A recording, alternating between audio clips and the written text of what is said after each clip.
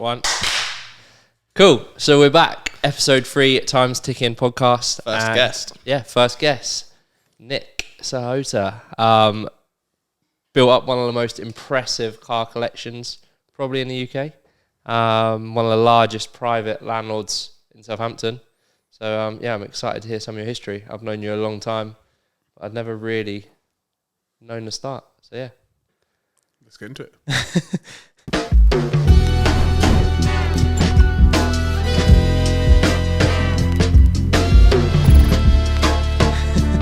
Cool. So how did it all start, man? So it's actually a long history. My grandfather started in terms of property in the 50s, 60s, started buying rental properties, living in them at the same time as renting out the other rooms.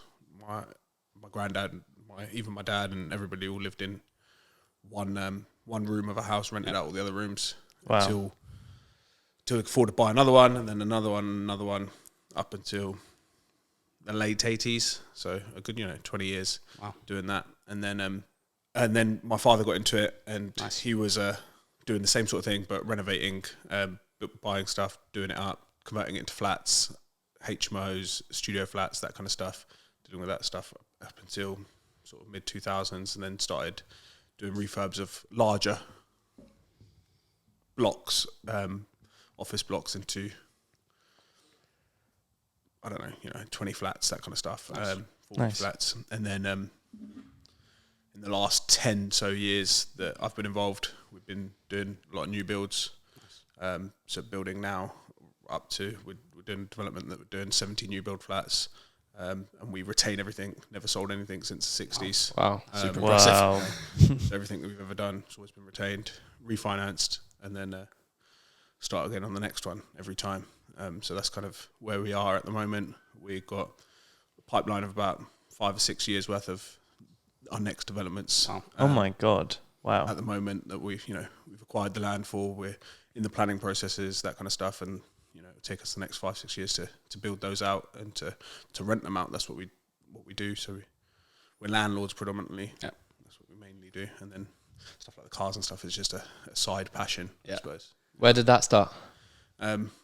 I don't really know. I can't pinpoint it. I've always been obsessed by cars. I can't remember a time when I haven't been.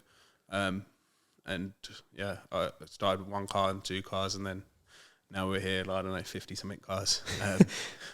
Varied collection of random stuff. Very, very varied. Right now we're looking at a Cavalier SRI from 1986 next to a Ferrari 458 Aperta. Like, there's just so much varied. It's just because I kind of buy what I like rather than buying what you think is cool or whatever. What people think is what cool. is People assumed to cool, be, what people like. Obviously I like those cars as well, right? Everyone likes a Ferrari, everyone likes the nice stuff, but then also I grew up in the back of a Cavalier, so stuff like that's cool to me, right? And sure, old BMWs, I'm just a massive BMW head. I don't know why. It's just an obsession. I can't let it go. And is it like an addiction almost? Do you like pick those off of like rarity, or is it just like stuff that you like, or it's mainly just what I like. Yeah. It's just. What's your favourite? I don't know if you can see on these cameras, but that orange M3, the E30 M3. Purist. Yeah, 1986 M3, fully modified. It's got a 2003 M3 engine in it, so it's like faster and just. That's like your signature car, isn't it? It's kind of what I'm known for. It is, for sure. Yeah, just because, I don't know, I've had it 10 years now, so it's been a little while. And at what stage did you start buying what I class the cool stuff? Not the rust buckets. Not the rust buckets, yeah. Nathan hates all my cars. I don't know. I bought an Aston Martin when I was. I remember that was the first car that I remember you buying. Yeah. Like, that was like a modern car. Yeah, it was like a nice-ish car. Yeah. It was the first with car the red leather. Yeah, it was the first car my mum kind of went, "Oh, this is actually a nice car," as opposed to all the other crap that you got. Yeah. That was, I think, 2014. And what made you kind of make that transition into like the modern world? Acting like he's been living in the Stone Age.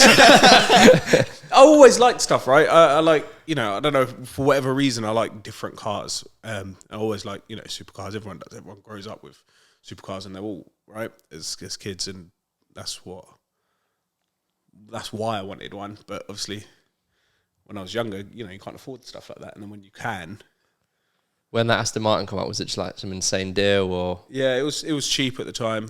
I had it for like 3-4 years, and I still made money on it. On a fairly modern car, it's quite Rare. to do. Well, it isn't at the moment. Current times, like you everybody's can buy making anything. money on anything. But Or if you have Sahota as your surname. yeah, but back then, like all cars devalued. Yeah. No cars really went up in value.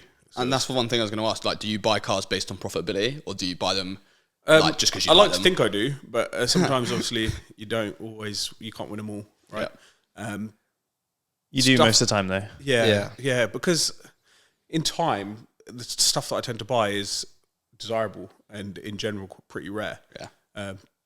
That's why I'm attracted to it.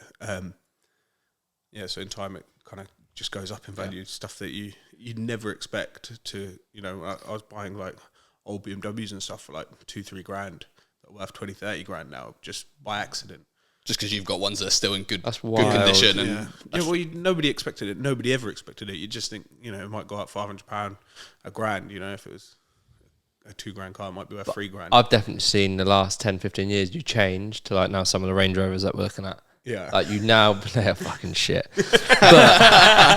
but you now do buy them as good investments. Like you don't buy them because you enjoy it. Nah, I do enjoy it. That's what I drive every You day. tell yourself this. No, I really enjoy it. I he actually does, do. Dave. All right, for I wouldn't do argument's it if sake, I didn't you enjoy agree. it, right? But I know for them ones out there, you bought them because of rarity. No, I don't think he no. does. No, I bought Nick both of likes those cars. that I layer actually cake like Range them. Rover is sick though. Yeah, Layer it cake is. Range Rover is my everyday car. It's got 170,000 miles on it. It's worthless to anybody else but me. I'm just going to leave the conversation there on that. I genuinely Nick likes that. It's like that old school feeling. Yeah, it's like when I nostalgic. when I sat in your Impala. That's why I love that. That's why I always ask about that car. I do love all of them, but look. For those of you is that can't that? see, there's just a lot of old Range Rovers sat on the drive. P38s. There was one point that Nick was talking part of our friendship group into buying these old shitty Range Rovers. No, serious, so he could take off the parts he wanted to add to his, cycle back the shit wheels, and then one of them, once someone ended up with Nick's pieced together Range Rover. happened. Might have upset someone there, but yeah. Anyway, moving on. Okay, cool. Let's take it back to the business. Yeah. And that. What were some of the early lessons that were installed in you that have now From my carried on? family? From the family. Yeah, from my family, it's always been. There goes my granddad now. On the lawnmower, and that's the lawnmower, funniest thing because we all said that shut the doors because he'll probably drive past with the mower, and there he is, There he is. on cue. Hard work, really hard work. He's 83 years old. There he goes, driving his lawnmower on a Sunday morning. He just loves it. He can't not do something. Yeah. He's always active, and he's instilled that in us. Really, it's like from a young age. You can't have lions. You can't get up late. You can't be doing nothing with your time. He's him, my dad. They're both the same. Everybody in my family, really. They're just insistent on consistent hard work all the time. Rewind. 10-year-old Nick. What was happening? What was day-to-day life and family life? Day-to-day life, family life. At 10 years old, obviously outside of school, it was, going to work with my dad, just because he wanted us to, he wanted me to, used to go to building sites with him, used to go with my granddad to fix stuff, because we have a little bit of a team around us. We have a maintenance team, we have office staff, we have people that deal with a lot of these issues. But back then we didn't. Our office was in our house. You guys would do everything, right? Not me at 10 years old, but my family were. Yeah. So at that age, our home life was our work life. Wow. There was no separation at all. The house phone would ring and it would always be work, right? And there'd be, I don't know, an issue, a boiler was broken, or someone didn't have heating, someone had a leak, whatever, and that come through the house phone. So as kids, because everyone was always out working, we were, kind of trained to answer the phones That's wicked. and deal with tenants' complaints. Tenants used to come pay their rent, that kind of stuff. We used to have to deal with all that stuff as 10-year-olds. Wow. Just because, it was just how it That's how was. it is. We didn't That's know how it any is. different, right? Yeah, and yeah. it was enjoyable. That was kind of that was how I was brought up, right? And like, I don't know, say a leak sprung or whatever, my granddad would say, come on with me and I'll show you how to fix this. And, you know, it's just kind of how I've always been shown everything. It's So you just kind of by like, experience. So it's kind of like they haven't directly said this is what you need to do. It's just you've learnt from them, seeing them do what they do. Well, that as well as, they like, when we weren't at school, we were in the office, like, because office was home, right? Okay. Yeah, got it. My parents worked all the time, so my parents, my granddad worked all the time. Mainly was with my grandma and my great grandma. Yeah. At that sort of age, at home, and they don't both speak too good English, so you know we used to answer the phones. We used to deal with people that come in the office, that kind of stuff. I remember a lot. Because that's just, it was normal, right? And what point did you realise growing up, like, this is what I want to do? I want to be part of this. I don't think you I ever always had a want choice. I don't think I ever had a choice or ever had a I want to do this. It was just like, this is what's going to happen, right? Yeah. I didn't know there was anything else to do. That was just normal, right? Everyone did this. I thought, you know, at that age, you just think that that's just normal. Right? And have you ever developed a passion for it? Yeah, I love it. Yeah. And really at enjoy what it. point was it that you're like, all right, cool, I fucking love this?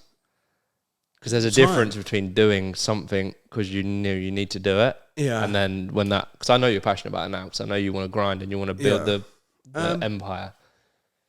But was there like a penny moment when you're like, oh my God, like this is huge. Like when you're like a Do teenager. you know what, when I was young, I didn't realise. Yeah. You know, you never realise the scale of the operation, because at that point we didn't live like this. We didn't live here. We didn't have excess anything. We lived really tight. You know, my granddad's still very tight, man. He don't spend any money. My dad's, you know, very similar as well. That's kind of another lesson that I've always been taught is you know, save all your money and spend it on things that appreciate and return income, right? It was me that fucked that up for you when I sold you them Yeezys. I remember. Yeah, I didn't really ever used to spend any money until fucking Nathan started ruining my life. Yeah. Yeah, but I can imagine like when you're a teenager, like it's a little bit different, isn't it? Like, Yeah, and you don't realise. And I went to a private school, right? Me and Nathan went to school together.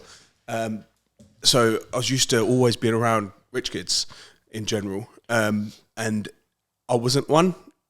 I didn't know I was. You know, in any Didn't feel like one. Didn't feel like one in any way, right? Because no one ever showed us anything. For me, my dad was, you know, a builder, or I remember when I was younger, you know, all his tenants were like little bed sits and HMO rooms and stuff like that. They weren't, you know, the desirable sort of tenants that you know we have in like modern flats now. It was hard work, you know, like and like dirty, Hustling. Yeah, it wasn't like clean, nice. It was like it wasn't. So Yeah. I get what you it's mean, not like new build properties now, you know, like where they're all fresh and everything's super and you nice. get good like, tenants, right? Those were like bed sits in Derby Road and Northam. You know, everybody's on DSS, housing benefits, that kind of, and dealing with those kind of tenants all the time. So that was kind of my life. That's what I knew, and I didn't really know, you know, the nice things of life but I was happy. You know, I had a great upbringing. Like, I can't fault it at all. It was brilliant. But that's kind of, It's kind of funny. You can always see, like, as a kid, it's like the iceberg. You're on top of it, and you have no fucking idea on the platform that your family has built. yeah, exactly. Below it. Yeah, exactly. Wow. And you literally don't know the foundations that they put in place, and wild. they were still working, and they're still working now. Yeah. To keep us humble, you know, and that my childhood until I was probably 18, 20, didn't really realise the scale of anything. You know, didn't realise what was behind me, didn't realise, you know, the foundations I was on. I always just thought we were the poor kids at a posh school, right? That's how I felt like. Wow. So that's what kind of inspires me and drives me to, you know, have nice cars and have nice things. And because I remember when I was at school and the other kids had all the nice things that we didn't have, you know, and it wasn't because we couldn't afford them, but I was told we couldn't afford them, Okay. right? Because they were instead of spending money on nice things, they were spending money on more property and just growing and investing everything back. Long-term stuff, right? Long term, yeah. So it's, you know, it's 50 years in the making. It's not 3 generations, 50 years in the making. It's not like an overnight Success. thing that people see. Yeah. The people just see the drive a Ferrari now or whatever. But I don't see my granddad put his whole life into it. My great granddad worked, towards it. My father put his whole life into it, and I've done the same as well up until this point, and hopefully continue to do so. And then my son will do the same. Hopefully, I want to build this to be really generational, not just the three. What is three that? generations are scary because they think they say the first generation build it, the second generation grow it, and then the third generation blow it, right? Oh, really? That's like typical shirt generational shirt sleeves in 3 generations, and that's the fear that I have. I don't want to be that. I don't want my son to be that. So I've got to make sure this is, we keep growing, we keep expanding, keep the head in the game, and don't lose sight of where we come from. Do you have clear goals for that? The clear goals is never stop. Yeah, like people say about retirement and whatever. I'm not interested in any of that. That is not in your DNA at all, is it? Like, my granddad's 83 years old and he's still on the roofs, he's still running around scaffolds. I've never seen work ethic like your granddad, to be honest. Like, I've known you my whole life, and your dad and your granddad, I've never seen anything like it. Yeah. Like, quite literally, just like... I can never compare to what my granddad can do. Like, genuinely, like... I feel fatigue, I feel tired, like everyone does, right? He doesn't. He's unhinged. He's got some mad... He has got an incredibly impressive drive. He just always wants to do more. Yeah, and anything for his family and anything for, for anybody, really. He's amazing. He's the face, isn't he? Like, you pull up in them gates and the gates open... And you can guarantee he'll be outside doing some sort of work. He's so always got something in his hand. Always productive. Yeah. Like, he just doesn't stop. Yeah, it is inspiring, and I see that every day, and I can't help but be inspired. Right? Yeah, for sure. No one can. Like, if you're around that every day, you can't just sit around and do fuck all because you just feel like an idiot. A dick. Yeah. Does he ever talk to you now and say like, where are you at? What are you focusing on? Not so much, no. He's one of those that will never show, like pride or, like pat you on the back. You ain't getting none of that from him. Okay. You're only getting what you ain't done. You're only hearing, like, say it's a Sunday and I don't work really Saturdays anymore, don't work Sundays. But he will still, to prove a point, because I've not gone to work. My dad maybe not gone to work. Nobody's got, like everyone's at home, everyone's chilling. Like we all live together in one. I live in this side above the garages. My dad lives in the big main house. My granddad lives in that side annex.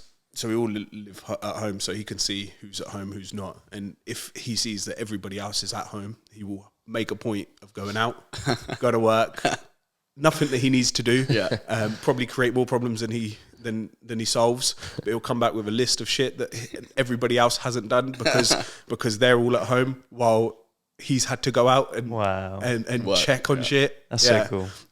So you only ever hear the negatives. You only hear what you haven't done. You never hear you did well at that. You did good at that. That's good. Like you only hear that's not what you've done. You ain't done that. You ain't done that. You ain't done that. And you done that wrong. That's all you ever hear. But that's you can't ever please him. So you're always striving to please him, right? Yeah. So that's kind of a big driver, I think. Yeah, right? It's a big drive, and you can't help it either because he's always on your case. It makes you feel bad for it, right? It makes you feel bad for it, so you're just always on it. We talk about this quite a lot. So It is cool. just a game, and that's the game in your family. Yeah, pleasing granddad. Yeah, pleasing granddad. Please, just who can work the hardest? Who can work the hardest? Yeah, for sure. Me and my dad do it to each other all the time. Just wind each other up about who's fucking slacking. Like all the time, like. Because he's, my dad's like 50 odd, and Better shape. he's earned his freedom to do whatever the fuck he wants, right? He doesn't need to do the work, but he doesn't have to. I don't want him to. Yeah. He does my head in more than he does anything else, but he does it just to prove a point to say I'm still working, and it's like. Same as my granddad's point of going out on a Sunday when everyone else is at home. He's exactly the same as well, and I'll probably be exactly the same to my son, right? It's just kind of how it's got to be to keep everybody motivated, keep everybody working hard, and to not lose sight of where we come from. Yeah, that's really cool. Keep you grounded. Do you find that because you're obviously family, like that can cause like conflict with business? Oh, constantly. Yeah. Must be hard, right? Yeah, less so these days because we kind of separate what we do, right? Yeah. So I tend to do new build developments, deal with most, ongoing stuff. Dad deals with like smaller renovations, that kind of stuff in general. We obviously cross over. He loads. enjoys getting his hands proper dirty, doesn't he? He does. Yeah, he does things in in an old school way, because that's what he's always done and that's what he's been successful at. So you can't tell him that he's doing it wrong because he's done so well doing it that way. That's really cool. How he is. What do you think gave your granddad that big drive? The poverty that he come from. Yeah. He's come from absolute nothing in India, to absolutely even less here, with nothing. He arrived in 1956 with I think £2 or something, like literally nothing, and in doing shit work, earning less than £1 a week, and just barely surviving. He says this as well. He says that what I had to do just to survive, the amount of work that he had to do, how hard he had to work just to survive, he's managed to carry on that work, that ethic, and build something that's phenomenal with just what he had to do just to survive in the olden days. Wow. And that's the thing. I can imagine when you're backed into that situation, you haven't got any other option. Like, what are you gonna do? Sink or swim? So he learned to swim and he ain't stopped. Yeah. Because he knows that's what's right to do. Yeah. Because it's been successful. Yeah, that's it.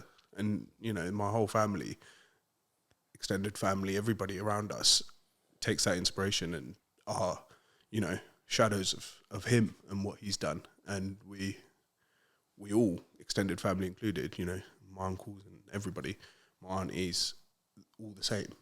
Because that's just how he is. So it's just rubbed off on everyone. Inspires everyone. Yeah. That's really cool. I don't know if it's inspiring or it is. That is the right word, I suppose. Yeah. Where's the next phase for you and this empire? Just keep growing. That's what I do. We've for years built. Now we've been building blocks of flats, renting them out, refinancing. I want to get out the refinancing bit. Yeah. Okay. Still do the rest of it, Nice. without the stresses of working for the bank, right? Yeah. Okay. So I want to start paying down debt and living without the stresses. Because at the moment, we work for the bank, right? Everything's the bank's, and everything you do benefits them. You just kind of live off the cream in the middle, right? And long term, that's the plan, right? But it's stressful. I think that's something that people don't realise, though. Like, people don't realise, like, when you have this much property, there's a lot of financing that goes into making shit happen. Yeah, exactly. And that in itself is extremely stressful, let alone everything else. Yeah, arranging builders, getting everything else. Just dealing with the finance on its own is fucking stressful. Yeah, you got to make sure that the interest gets paid every month, every quarter. That's got to be done. And interest rates are going at the moment. Every time you hear a news report about interest rates going up and whatever else, it all plays on you, right? So that's the next step, I think, for us as a family, is to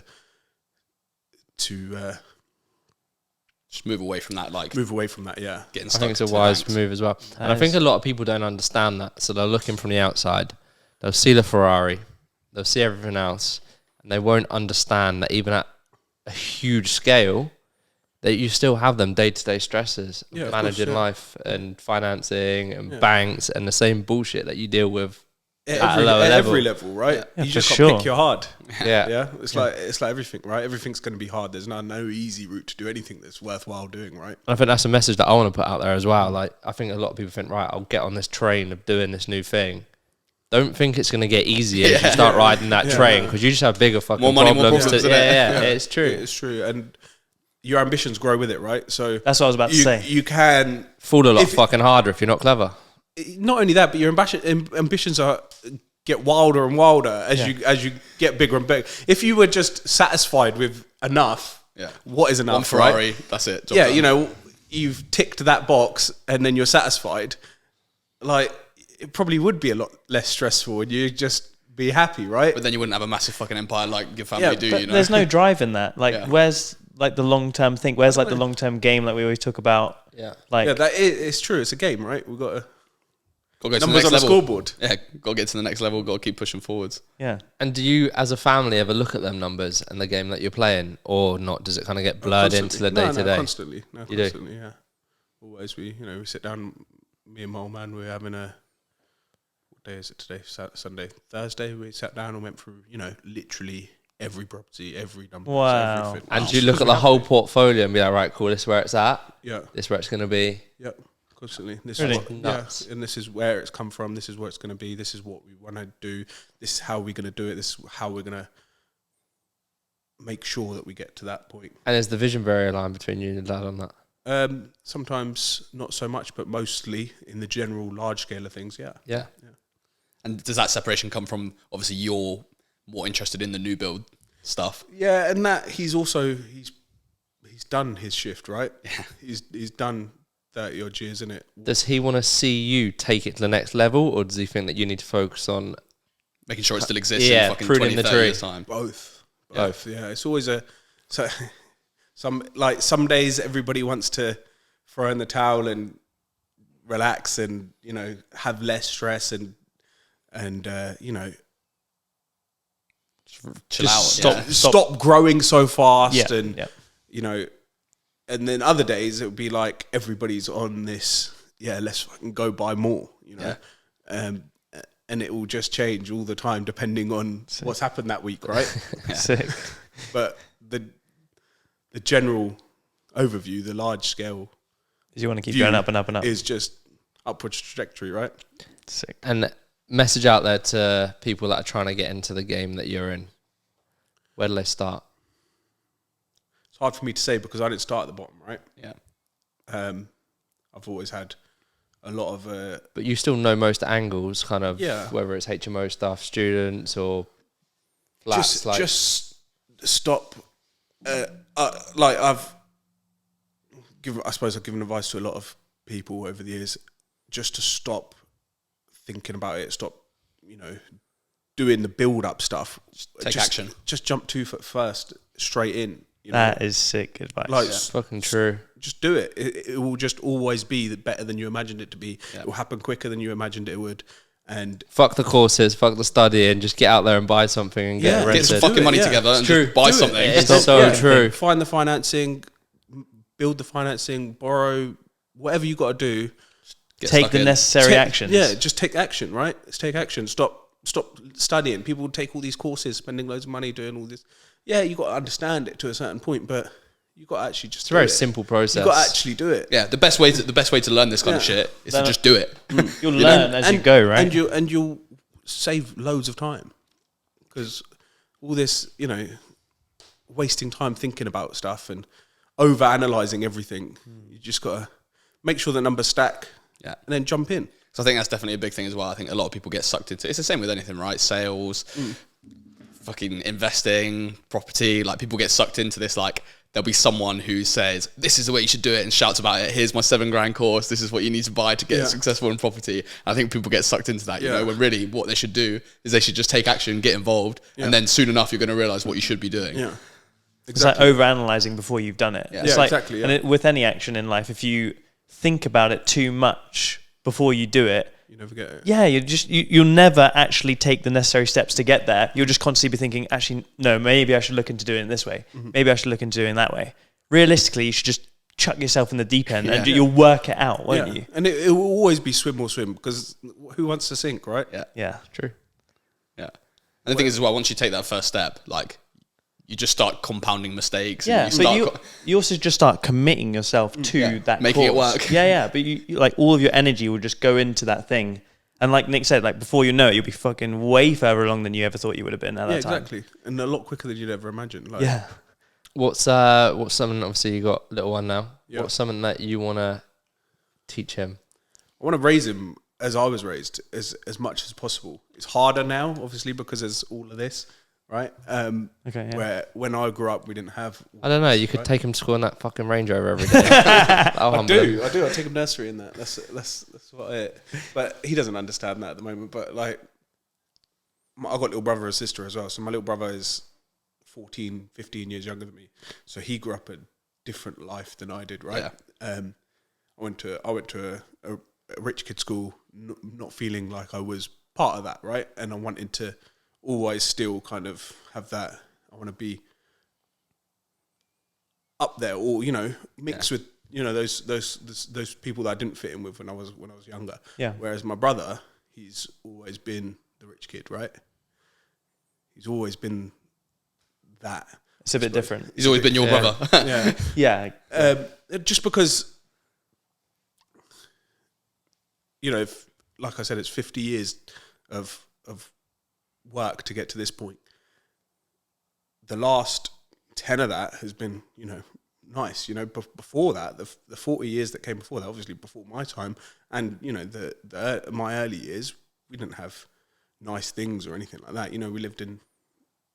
We lived in our office at work. It was just it was different, and it's hard for me to say how I'm gonna keep my son humble and grounded around this, right? How do you think it's impacted you having a kid? Like, has it changed the way you look at things? 100%. Yeah, it's brought me back down to earth a little bit. It's grounded me a hell of a lot. Like, it keeps me at home for a start, rather than like fucking off wherever with Nathan constantly. Like, we had some fucking good times, but it's Still do. yeah, we still do, but Just like limited. it's They have to be baby safe. yeah, we have to think about somebody else now before we could just Like now, we're talking this weekend, we're all going down to South France, my birthday, and one of your questions was, is it fine for the babies to be there? yeah, like, is it baby friendly, right? Because normally we wouldn't book in advance, nothing was in advance. It was just like, should we go anywhere today? Tomorrow, yeah. Tonight. Yeah, like tonight. Should we go to the cinema or to Marbella? Like, what should we do? And that's kind of like how it used to be, but now I've got to like kind of think, oh, no, I can't. I've got a baby at home to deal with. Like, he's 2 now, so it's not like it's a little baby, but he can come with me a lot of the time now. Cool. And on that's quite interesting. You mentioned that about just what we do on a day-to-day basis. When did that start, do you think? Like the irrational Recklessness.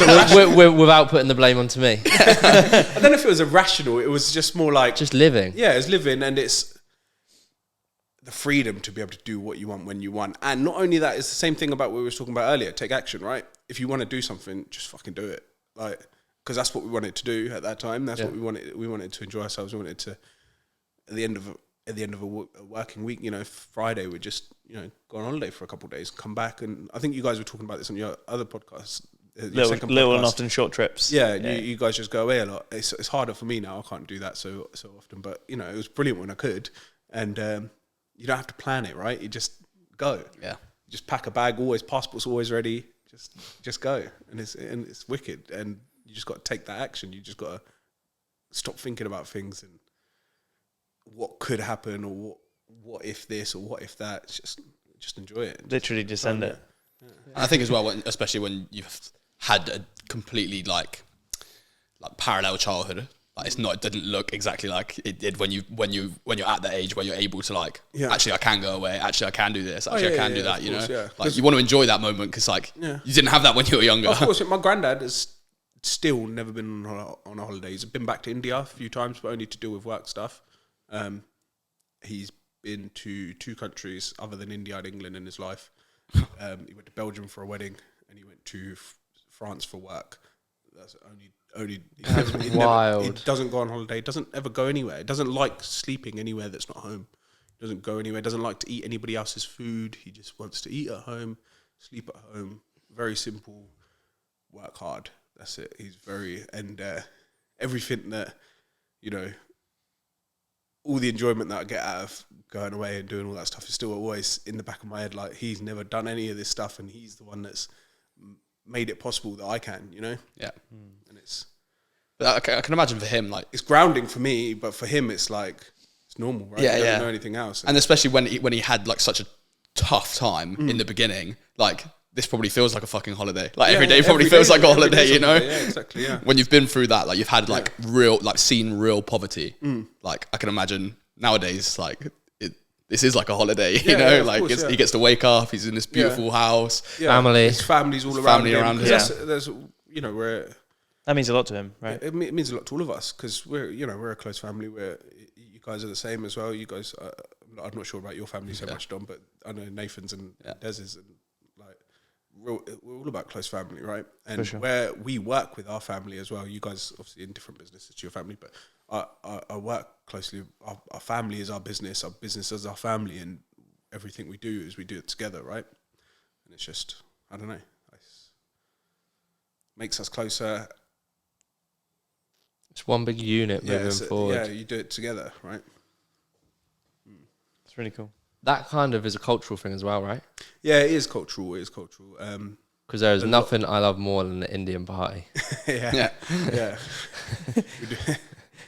I think that close knit family unit is like a very cultural thing for Indian families. No, it's very typical that they do live together and they stay. And personally, in my opinion, I think that's probably the fucking best thing you can do. 100%. Because you can build out like you guys have, like you can build out a legacy of stuff. Because instead of dishing your kid out the door as soon as they turn 18 and expecting them to fucking look after themselves, you can put your kid to you can put your kid to work and fucking help them build what you're trying to build. You know? It's kind of selfish, I think that. But then it also comes back and it's selfish the other way because then the kids, when the parents get old, just put them in a home and don't think about them so much or whatever. Like I know for my granddad, that's probably his worst nightmare. Yeah, 100%. To be, put in a home away from his family. It's not what he wants. It's not what he's worked all his life for. No way. But that's inspiring to people outside of it. Like even to me, like my family's very well known for being a close family. We don't live together. Yeah. But I've seen, obviously growing up, I've been here, been in your house. I've seen that. Yeah. I want that for my future generations. Yeah. And I even said to my mum before, we're planning on building a new house for her at the moment. Yeah. We're not going to do it because for some reason she don't want me to live with her. I don't know why, but yeah. I would love to be back there. I would love to be on the same plot of land that my grandparents were on. Like, that is very inspiring that everyone is together looking after each other. Because you can't argue, right? You have an argument and then 5 minutes later you got to see them again. You can't get away from them, right? You can't just go home and never see them again. Yeah. People have an argument with their dad, for example, and they go back to their house. And that's it. And that's it. They don't see their dad for a year, 2 years, because they don't have to see each other every day, Whereas when you live together, you can't hold an argument for that long, right? Yeah. You're the same, Des. You all live in one house, and it's great, right? 100%. You have all your bullshit arguments and that, but like everyone does, right?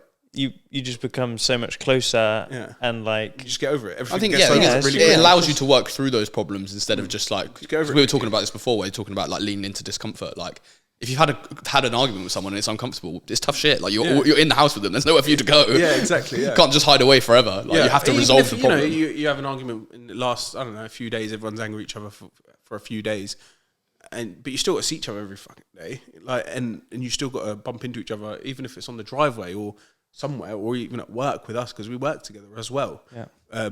We can't avoid each other long term, so we have to deal with each other. So we have to either apologise or suck it up and never mention it again. Like one or the other. That's cool. That is really cool because it just creates a next level relationship with each other. Do you know what I mean? Like, and you become like it's one group hunting together. Like no one gets left behind, no matter if they deserve it. And or not. I can't really see much negative to it. No, I can't either. That's what I'm saying. Like, there's only positives that can get from that. But I just think it's obviously the Western society nowadays is so like people have their privacy. You stay by yourself. Get like, your house, move out. I think it's just such a weird like you're conditioned to think that's the normal thing to do. But actually, when you think about it logically, like that makes the least sense. To me, that makes the least sense. Like, why would you not just live with your family and look after your family and like it goes through the process, right? So like I think it starts pretty much in every culture except like British culture, British and American. Is it really? Yeah, it's like Western culture. It's like every other culture. Europeans are all the same. Spanish, Italians. So weird. That's true, actually. Yeah. Really South Americans, they're all the same. They're all pretty much every other culture than ours. This culture here is big family units. Everyone lives together, and it's just always been that. I grew up in a house with my aunties, my uncles, my cousins, everybody. We all lived in one house. Obviously now we're a little bit, because as generations come down, it becomes too many people, right? So everyone has to separate. So it becomes more families. Sure. But that's how I grew up, and that's how I want my future generations to be. 100%. it's hard to probably install that and to actually make it happen. I kind of think it's inside you a bit. It's like, I always find it funny when someone new comes into my life and then they're like, why the fuck are you at your mum's house all the time? And it's just like where I want to be. Like, that's just normal. And that's what I see around my friends. They're like, but you have your own house. Yeah, but I don't want to be there. I want to be with my family all the time, you know. Yeah, like why do you want to sit on your own, twiddling your thumbs, doing nothing? Like, but who wants to sit on their own in a room? Like, but I think that's kind of natural for a lot of British people to do that. 100%. You know, the only reason you go there is for like a party or to see them on a short trip. But in certain areas, it's not. Yeah, no, it's not like that. And then, all right, so moving away from that and coming back to goals and the future, how do you go about setting stuff like that? Like, there's stuff you're working on outside of the property at the moment. So I know you're, like me, trying to do the helicopter license. Yeah. Recently done bike license. Yeah. What stuff's on the horizon? I don't know, really. Stuff like helicopter license, it's the next step of, like, cool shit to do, right? Like, when you get an opportunity to do things like that, like, take it, right? It's just fun. And it's fun, and it's something that you always wanted to do. Like, who doesn't want to fly a helicopter? Yeah. Right, everybody wants to fly a helicopter. Who doesn't want to be able to ride a motorbike? Everybody wants to be able to ride a motorbike. Everybody wants to do this cool stuff, and if you've got the opportunity to do it. You know, as much as you can. Is there any next level cool shit that you're not there yet that you think, all right, that's where I'd like to get to? I haven't thought about this enough, really. Yeah. I could probably think of a lot of things if I actually sat down and thought about it, but nothing springs to mind right this second. Is it because you just like, because you have like such a set process of like how everything operates? It's like you don't really need to think about like what, like everything's so like systematized. You know what I mean? Yeah, it's like the beast is just going to keep growing. Yeah, and you just need to put in the work. Yeah, everything keeps growing. Keep putting in the work in terms of business, but then outside of that, you know, as you tick something off, there's always the next thing that you want to do, right? It's always you want to create and find something new and just like Can't have just fun. sit there and just be happy. And, I've got a helicopter license now. I don't want to do anything else. I'll probably get an aircraft license. Like I knew that was coming. I was waiting for it to slip out his mouth. I was going to say jet. I was like, all right, let you say it. You know, like do that as a next step. You know, just because it's just another string to the bow. Yeah. Like, I just like to do things. Yeah, like who wants to not do more things and be able to do more things? It's all about, I don't know, growth, it's kind of that freedom, right? As well, right? Personal growth. It's self-development. Everything that you do makes you feel better, right? It makes you feel good. Every box that you tick off, every thing like that you can do. And if you can do it, you got to do it, right? Like, you guys do snowboarding and all that stuff. Like, that'd be cool for me to do one day. You know, like I've never done it. I'd like to do it. Don't think I've got it in me athletically, but you'll be fine. 100%. We'll get there. We're going to take it when I was younger, I got into running. I used to do a lot of 10Ks, like road running, racing. Obviously, like I don't now. But you've done lots of things, Tyler, like taekwondo. You tell me black belt. Yeah, when and I was younger. Boxing for 5 years. What was it? Yeah, boxed for a little while. Yeah, just done like loads of little things. Everything, like, you just want to do new things, right? All the time. If you want to learn new things, I decided one day I was going to do YouTube, and I did YouTube. I only did like 7 videos.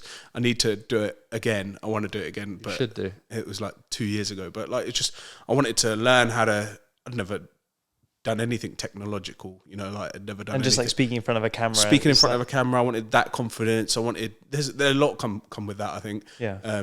Editing videos and that kind of stuff. Like, I'd never done anything like that before, and I just wanted to learn it, and I did, and I enjoyed it. I just stopped.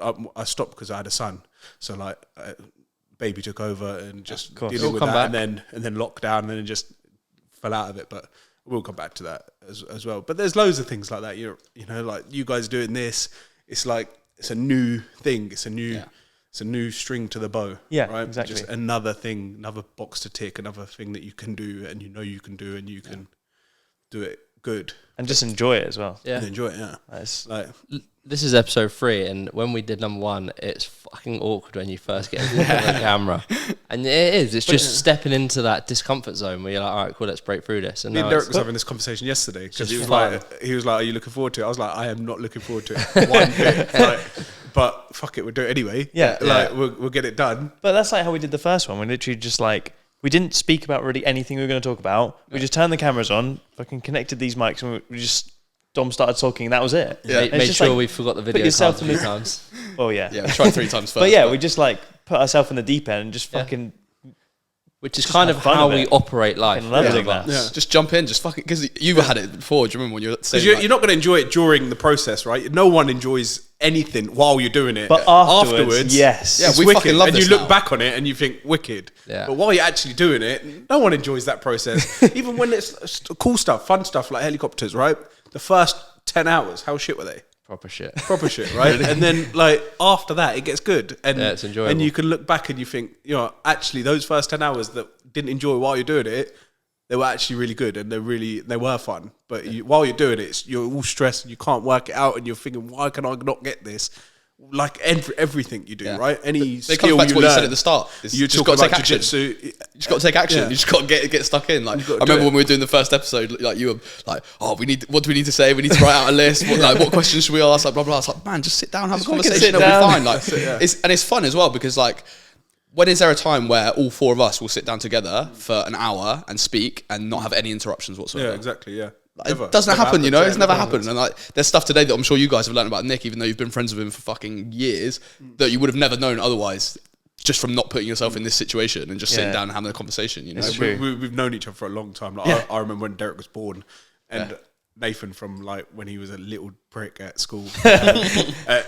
Nathan's 2 years younger than me, and we're at primary school. So primary school together, I was probably about 8. Nathan was probably about 6, something like that. I was a little shit, but I'm a different person now. See it there. But it's cool how I've seen your family grow, Yeah, and also you as an individual. I think I've misled you a little bit. yeah. I'm sure your family hate me. No, it's all good. But no, it is literally, and I think the summary of today is that you were brought up on that iceberg, and it's just kind of surfaced up, and there's this huge fucking empire now that you need to take responsibility for. Yeah, and we and just it is a keep huge growing. responsibility. Just for. keep growing. Yeah, right? but it's amazing to see that And you've the got growth that. is exponential now. You know, obviously the first 10 properties, the first 10 houses my granddad bought, the first 12, 13, whatever, took 20, 30 years to get to that point. But now we're building, you know, more than that every 6 months. You know, like Wow. we're building 70 units at the moment in the next within a 18-month time span, and the next project after that is going to be like 85 units, which is probably take us another 18 months. You know, like, so the growth now is. But I love Massive how and you've still got the drive, because it's easy, obviously, when you've had like what your granddad and your dad did, like you've got such a big foundation. It could have been easy for you to like switch Coast. off and want to do nothing kind of thing. Yeah, Or like it quite could have been. Yeah, like But, a lot of others. But you've got people in your close surroundings, like you said, all day, every day. Your granddad, your dad, etc. They're on me. Yeah. Yeah, and you've They got won't that, let me. and you've got that. You constantly got someone in your vicinity that is out trying to outwork you and trying to outdo you. That Always, yeah. a lot of people don't have that. A lot of people don't have someone who's I have like, that in my circle of friends as well. I with was about to Nathan, say that. with you. That's with, you know, like huge. with a lot of my friends. Friends, I got friends, you know, everywhere. And it's the same all the time with everyone. You constantly try to compete with each other. Yeah, right? within our In a friendship like a group, friendly we're trying to competition, right? push each other And harder. we're trying to make everybody do better. We all want the same things. We all want to get to the same points, step by step. You know, keep growing, keep working hard, and everybody around you is always pushing you. that's why it's so You can't important to be not. surrounded by good That people. positive group. That's you cannot ride a better wave than that, because like our circle outside of this, Yeah. you just ride in that wave constantly, where everyone is promoting each other to be pushed harder, Yeah. bigger, Work stronger. harder, yeah, do more. We humble each other nothing's every now and enough, again. right? No, Nothing's but ever enough. That's why it's so important to have people like that in your vicinity, constantly trying to outwork you. Like you've got literally every day, you've got your granddad, Yeah. and stuff like that.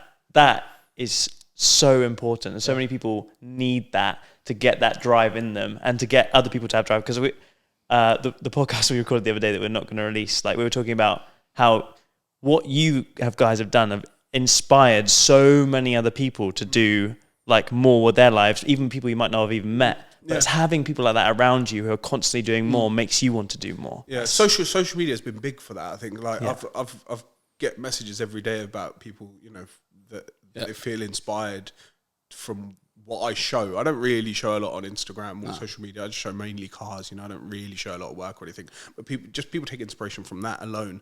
I think Nathan gets it a lot as well. People show you gratitude for the inspiration you've given them from not really doing anything, but other than you almost don't deserve it. Yeah, you don't it's like really the nicest just thing living ever. your life. and it's it true. inspires you to do even more then, because it feels Yeah. like I'm inspiring somebody else and I'm inspiring this kid to do this and to do that. I feel like I got to do it even better. I got to do it even more now because people are watching, right? Yeah. And I don't know. I just feel like then you take on a responsibility. Especially when you do a podcast and tell everyone that you're going to keep fucking crushing for the next 20, 30 years, mate. You got it. What else are you going to do? Yeah. What else are you going to do? We can sit at home. It's not built in me. My granddad's still up there. Well, I can't stop at 30. He's 50 years my senior and still going. Yeah. Super inspiring stuff. That's sick. Nice. That's so good, man. Any more questions for Nick before we wrap it up? No, I think if you could just let everyone know where they can find you, Instas, social media, YouTube. Yeah, we'll post them all. Just to wrap up, what was like the last 3 top tips to crush it from you as an individual? Should have wrote this down beforehand. I guess the what we said earlier, take action. Take action. Always take action. Okay, number 1. Number 2, have a group of people around you, whether it be family, friends, that inspire you and make you push out of your comfort zone. Things that you don't want to do, make you do them. That the people that inspire you and make you do better in everything that you do, have them around you and build that group of people. That's like a double whammy, that one. That's good. All I right. think And that's then If it's a double whammy, we would call that 3. But the important thing that you said there was build that. Yeah. Yeah. yeah. You have to build that. Yeah. Like it has to come from, like it actively takes work to try and bring people around you or find those people around you to actually Yeah, it's a motivate task you, in inspire itself. You can't just find it. Me and Derek had a meeting with someone this morning. But as you get better, or you attract it. you attract it, right? It It's comes like a to you. massive fucking It magnet. comes to you eventually. And me and Derek had a meeting with someone this morning over breakfast, and it's a similar thing. This kid's absolutely fucking crushing it, Killing it. Seriously. but just not having any fun in his life because he doesn't have a group. And it's quite good. He cut his shitty group off, which is amazing. But now there's like no group. And we're just explaining to him like, and you do have to get out there and create whatever new group like Get you yourself want. to bag of And that Thailand. is a slow process. Don't. No, don't. Then Don't, you yeah, then you just fuck get the all that, bums yeah. that are fucking hanging don't on to you. go to none of that. You shit. know? That's not really that. But good. no, and it is a task. Like, it's not an easy thing. And we sit here and we do all say, oh yeah, just go find a new group. That is a task in itself. It'll be the biggest payoff you ever get, but you just slowly need to chip away at that. Just make sure people are with you for the journey. People do gravitate towards you though when you when The bigger you get. when you're doing something that's positive, right? Other positive people gravitate towards you. Like-minded people tend to just flock together eventually. Pop up. It's the universe showing good energy. Birds of a feather The flock woo-woo. together. Yeah, the woo-woo that we're The talking woo-woo. about. Love the woo. All right, cool. Thank you so much for giving us time today. Yeah. Thanks for having me. Appreciate Great it. speaking to you, man. Awesome first guest. And look Is that an forward hour, to... yeah? Be I think it's we'll pretty be pretty much close an to hour. that. We'll be pretty Yeah, close, 100%. So. Go by that. Dude. I know. It's Do crazy, another right? couple. Yeah. All right, cool. Awesome. Thanks for Thanks so listening. much. Look forward to seeing you soon. Peace. Peace.